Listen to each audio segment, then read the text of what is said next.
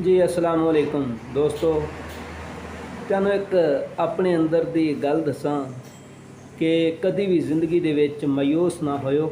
ਇਹ ਨਾ ਸੋਚਿਓ ਕਿ ਯਾਰ ਅਸੀਂ ਪਰੇਸ਼ਾਨ ਹਾਂ, ਸਾਨੂੰ ਇੰਨੀਆਂ ਮੁਸੀਬਤਾਂ ਨੇ, ਕਿਉਂਕਿ ਦੁਨੀਆ 'ਤੇ ਬਹੁਤ ਜ਼ਿਆਦਾ ਦੁਨੀਆ ਪਰੇਸ਼ਾਨ ਹੈ, ਬਹੁਤ ਜ਼ਿਆਦਾ ਦੁਨੀਆ ਨੂੰ ਮੁਸ਼ਕਲਾਂ ਨੇ। ਅਤੇ ਜੇ ਕਿਸੇ ਅੱਗੇ ਇਸ ਦੌਰ ਦੇ ਵਿੱਚ ਲੱਪ ਰੋਈਏ ਨਾ ਅਗਲਾ ਬੁੱਕਰ ਹੁੰਦਾ, ਅਤੇ ਰੋਣ ਦਾ ਫਾਇਦਾ ਕੋਈ ਨਹੀਂ ਹੁੰਦਾ।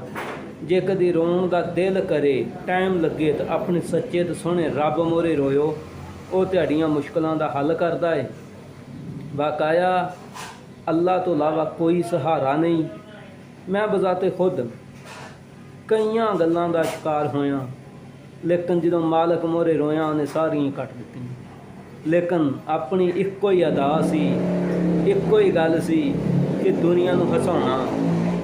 ਦੁਨੀਆ ਮੁਸਕਰਾਉਂਦੀ ਸੀ ਮੇਰੇ ਕੰਮ ਵੇਖ ਕੇ, ਅਤੇ ਮੈਂ ਉਹਨਾਂ ਨੂੰ ਮੁਸਕਰਾਉਂਦਿਆਂ ਨੂੰ ਦੇਖ ਕੇ ਖੁਸ਼ ਰਹਿੰਦਾ ਸੀ।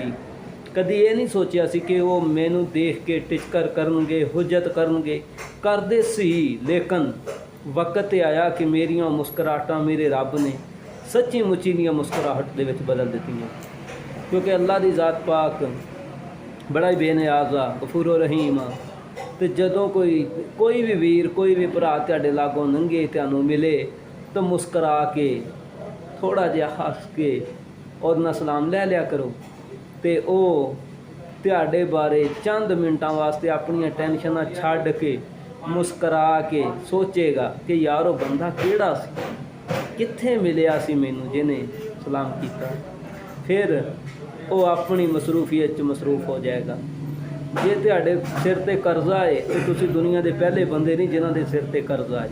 ਬੜੀ ਦੁਨੀਆ ਕਰਜ਼ਾਈ ਹੈ। ਜੇ ਤੁਹਾਡੇ ਕੋਲ ਗੱਡੀ ਕੋਈ ਨਹੀਂ, ਤਾਂ ਤੁਸੀਂ ਦੁਨੀਆ ਦੇ ਪਹਿਲੇ ਬੰਦੇ ਨਹੀਂ ਜਿਨ੍ਹਾਂ ਕੋਲ ਗੱਡੀ ਕੋਈ ਨਹੀਂ। ਬੜੀ ਦੁਨੀਆ ਬਗੈਰ ਗੱਡੀਆਂ ਤੋਂ। ਕਦੀ ਵੀ ਤਾਂ ਨੂੰ ਨਾ ਦੇਖੋ, ਆਪਣੇ ਤੋਂ ਠਾਹ ਨੂੰ ਦੇਖੋਗੇ, ਜ਼ਿੰਦਗੀ ਆਸਾਨ ਹੋ ਜਾਏਗੀ। ਜ਼ਿੰਦਗੀ ਆਸਾਨ ਹੋ ਜਾਏਗੀ। ਜੇ ਤੁਹਾਡੇ ਕੋਲ ਕਾਰ ਹੈ ਤਾਂ ਮੋਟਰਸਾਈਕਲ ਵਾਲੇ ਵੱਲ ਦੇਖੋ, ਜੇ ਮੋਟਰਸਾਈਕਲ ਆ ਤਾਂ ਸਾਈਕਲ ਵਾਲੇ ਵੱਲ ਦੇਖੋ, ਜੇ ਸਾਈਕਲ ਆ ਤਾਂ ਪੈਦਲ ਵਾਲੇ ਵੱਲ ਦੇਖੋ। ਕਈ ਉਹ ਲੋਕ ਨੇ ਜਿਹੜੇ ਕੰਨਾਂ ਤੋਂ ਵਿਚਾਰੇ ਸੁਣ ਨਹੀਂ ਸਕਦੇ, ਕੋਈ ਉਹ ਨੇ ਜਿਹੜੇ ਅੱਖਾਂ ਤੋਂ ਦੇਖ ਨਹੀਂ ਸਕਦੇ, ਕੋਈ ਉਹ ਨੇ ਜਿਹੜੇ ਪੈਰਾਂ ਦੇ ਲੂਲੇ ਨੇ, ਕੋਈ ਉਹ ਨੇ ਜਿਹੜੇ ਹੱਥਾਂ ਦੇ ਡੋਡੇ ਨੇ। ਅਤੇ ਮੇਰਾ ਰੱਬ ਕੁੱਲ ਨੂੰ ਰਿਜ਼ਕ ਦਿੰਦਾ ਹੈ, ਕੁੱਲ 'ਤੇ ਰਹਿਮਤ ਕਰਦਾ ਹੈ। ਅਤੇ ਮਾਯੂਸ ਨਾ ਹੋਇਓ, ਅੱਲਾ ਦਾ ਸ਼ੁਕਰ ਅਦਾ ਕਰੋ, ਅੱਲਾ ਦੀ ਦੁਆ ਕਰੋ ਰੱਬ ਮੂਹਰੇ। ਰੱਬ ਕੁੱਲ ਦੀਆਂ ਮੁਸ਼ਕਲਾਂ ਹੱਲ ਕਰੇ ਤਾਂ ਤੁਹਾਡੀਆਂ ਆਪੇ ਹੀ ਹੋ ਜਾਣਗੀਆਂ। ਜਦੋਂ ਅਸੀਂ ਆਪਣੀ ਮੁਸ਼ਕਲ ਆਪ ਹੱਲ ਕਰਨ ਦੀ ਕੋਸ਼ਿਸ਼ ਕਰਦੇ ਜਾਂ ਦੁਆ ਕਰਦੇ ਹਾਂ, ਰੱਬਾ ਮੇਰੀ ਮੁਸ਼ਕਲ ਹੱਲ ਕਰਦੇ, ਨਹੀਂ ਹੁੰਦੀ। ਜਦੋਂ ਅਸੀਂ ਕਹਿੰਦੇ ਹਾਂ ਰੱਬਾ ਦੂਸਰੇ ਦੀ ਮੁਸ਼ਕਲ ਹੱਲ ਕਰਦੇ, ਤਾਂ ਤੁਹਾਡੀ ਬੜੀ ਜਲਦੀ ਹੱਲ ਹੋ ਜਾਂਦੀ ਹੈ। ਗੱਲ ਅੰਦਰ ਦੀ ਹੈ, ਅਤੇ ਜਦੋਂ ਪੂਰੀ ਗੱਲ ਸੁਣੋਗੇ ਸਮਝ ਵੀ ਆ ਜਾਏਗੀ। ਅਤੇ ਜੇ ਗੱਲ ਚੰਗੀ ਲੱਗੇ, ਹਕੀਮ ਅਜ਼ਹਰ ਦੇਸੀ ਟੋਟਕੇ YouTube ਚੈਨਲ ਨੂੰ ਸਬਸਕ੍ਰਾਈਬ ਕਰ ਦਿਓ, ਲਾਈਕ ਔਰ ਸ਼ੇਅਰ ਕਰਿਓ।